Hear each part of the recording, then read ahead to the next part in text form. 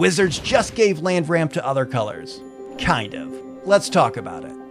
Hello everybody and welcome back into the fort. My name is Tyler Saves Ya Bucks and I am here to talk about land ramp outside of the color green. We're talking about these little guys here, lander tokens from Edge of Eternities. I talked about in my last video. That was all about good bulk cards from this set, that I was going to talk a little bit more about cards that make these tokens. They're basically little Wayfarer's baubles. So today I'm going to not talk about every single one that makes them. I'm going to talk about some of the playable ones that I think can fit into your decks. Well, some of your decks that are commons and uncommons from the main set. Let's take a look at a lander token really quick and then try and digest it together. So it is like that, an artifact token. Tap 2, sacrifice this token, search the library for a basic land card, put it onto the battlefield tapped, then shuffle. Like I said, it's like a Wayfarer's Bauble. It's also like a Rampant Growth. 2 mana, get a basic.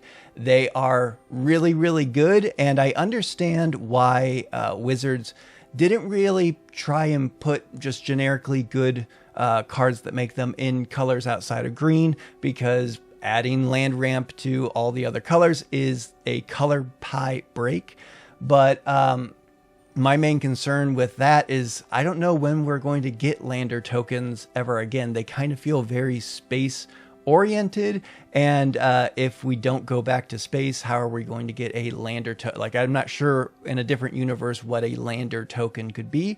Maybe let me know that in the comments. Let's take a look at some of these cards and evaluate if you want to put them in your decks. First up is Sunstar Expansionist. This is 1 and a white for a 2/3 human knight. When this creature enters, if an opponent controls more lands than you, create a lander token and also landfall, and it gets +1/+0 until end of turn. This card is really, really good. We have a lot of ways to ramp in mono white now, especially land ramp, but I think this is good enough to run in some of your decks. It has really good creature types, human and knight. There's a lot of human and knights decks out there. It does get a power boost as well, which is also nice. A lot of decks like that. And it's, the fact that it's 2 mana to drop. If you have, let's say, a 3 mana commander or something, getting this down turn 2, casting your commander, then turn 4, you can ramp and cast another spell. I think it curves really well. This is one of my favorite ones from the set for a variety of different styles of decks. Divert Disaster is 1 and a blue for an instant counter target spell unless its controller pays 2. If they do, create a lander token. This is going to get on somebody's bad side, but it might be a way to ramp in blue. If you really want that lander token, you're going to wait for them to cast something when they have 2 mana up to pay for this. And it could be a way that you cast it. It's a turn 4, they have 4 mana, they cast a 2-drop, and then you cast this and say, listen, I just need the lander token. I don't even want to counter this thing that you're casting, this signet or whatnot. So just pay the 2, I'll get the lander token.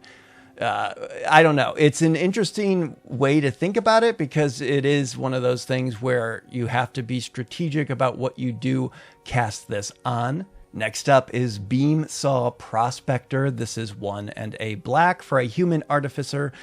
2/1, when this creature dies, create a lander token. This one's a little easier to get, especially in black. There's a lot of aristocrat style decks out there, and if you just have a simple sacrifice outlet, this is a way to get this off the battlefield, get some type of effect for sacrificing it, and then also get that lander token. It also can just attack through and maybe die and get you the lander in that case. And again, it's a human, it's an artificer, some decks like those things. So I'm actually pretty high on this one as well. Scrge for Eternity is 2 and a black. Another card I'm very high on. I'm also a black player, so it's hard for me to not enjoy some of these. As an additional cost to cast this spell, sacrifice an artifact or creature. Return target creature or spacecraft card with mana value 5 or less from your graveyard to the battlefield, and then you create a lander token. This actually is paired pretty well with the last card that we just talked about. Just anytime you want to sacrifice something for value, having more ways to do that in a deck like for instance, this is going to be helpful. And then you make that lander token, but you also get something that's 5 or less from your graveyard to the battlefield. That's really, really good. Especially say you have a 5 mana commander. Anytime you put that commander into your graveyard, alarm bells might start going off. So I just like this card a lot in general, and it also can ramp you a little bit in the later game.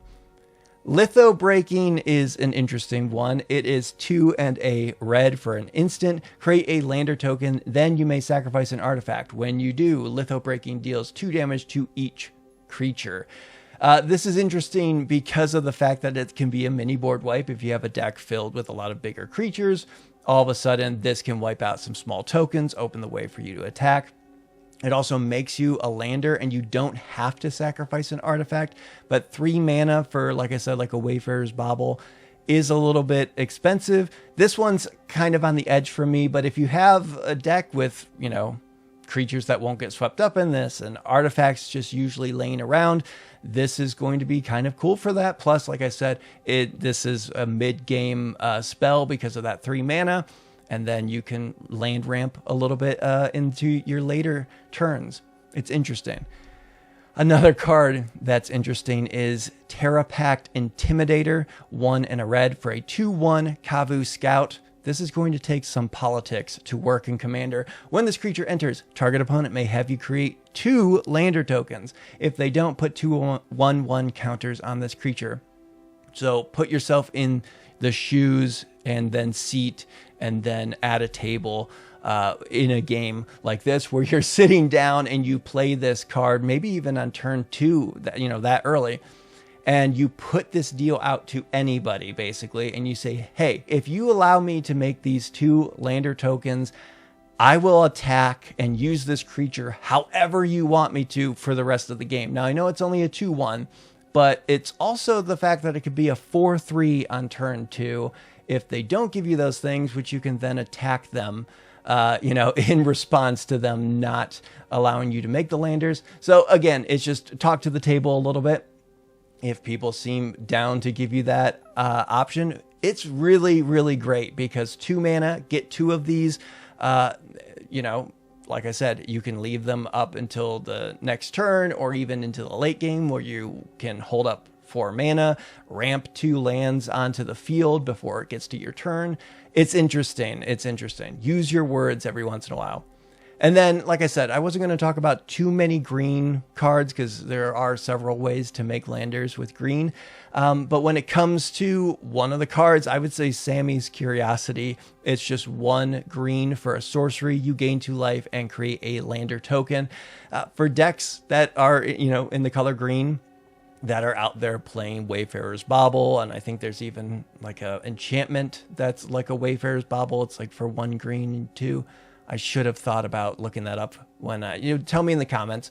But when it comes to this, it's just a great replacement for any of those effects because you're also gaining 2 life off the back of it. So I do like this for some of those decks, and also in a life gain deck. If you have a bunch of triggers that are going to go off when you gain life, this is a way to do it, and then also possibly land ramp in a little bit. And then a card that can go in any deck is Dauntless Scrapbot. It is 3 mana for a 3/1 robot. When this creature enters, exile each opponent's graveyard and create a lander token.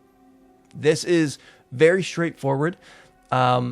Graveyard hate is something that we should be playing a lot more in Commander. It's just not the most fun inclusion to have. But when people's graveyards are just kind of running amok without anything, stopping it, it can take the game over. This is a way to drop that down, stop everything that's going on, and also make you a lander. And like I said, it's colorless.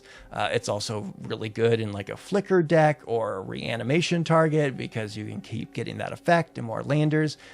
So I do like this card a lot when it comes to, just if you're looking for that land ramp and you're looking for a little bit more interaction, the Dauntless Scrapbot could be for you. So there you have it. My favorite commons and uncommons that make lander tokens outside of green, except for that one That's a long title. I'll button it up. Whatever it says for the title of this video, I buttoned it up. But let me know what your favorite is in the comments. Let me know if you think there's ever a way for them to bring lander tokens back to, you know, like Dominaria or something. Like, I don't know how they would bring them back, but I really like the design space. Easy for me to say.